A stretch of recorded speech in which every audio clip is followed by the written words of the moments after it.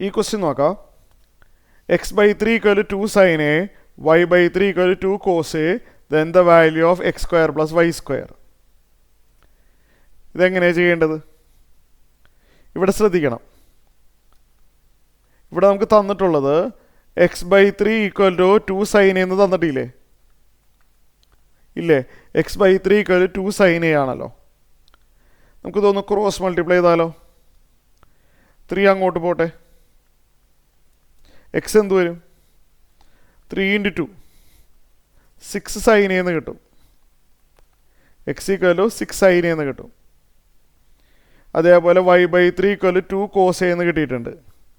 y/3 = 2 cos a.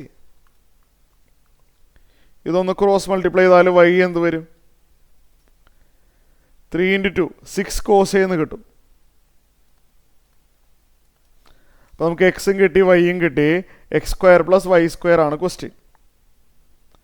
നമുക്ക് വേണ്ടത് x² + y² ആണ്. x² എന്ന് പറയുമ്പോൾ 6 sin a സ്ക്വയർ, x² എന്ന് പറയുമ്പോൾ 6 sin a ഹോൾ സ്ക്വയറും, y² എന്ന് പറയുമ്പോൾ 6 cos a ഹോൾ സ്ക്വയറും.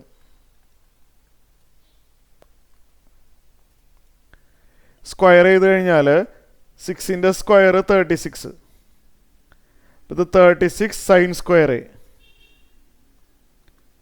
36 sin square a പ്ലസ് ഇവിടെ സ്ക്വയർ ചെയ്യുമ്പോൾ 36 cos square a.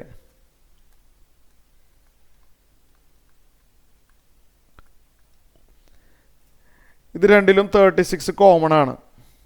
ശരിയാണോ? 36 കോമൺ ആയിട്ട് എടുത്തു കഴിഞ്ഞാൽ 36 × sin square a + cos square a എന്ന് കിട്ടും.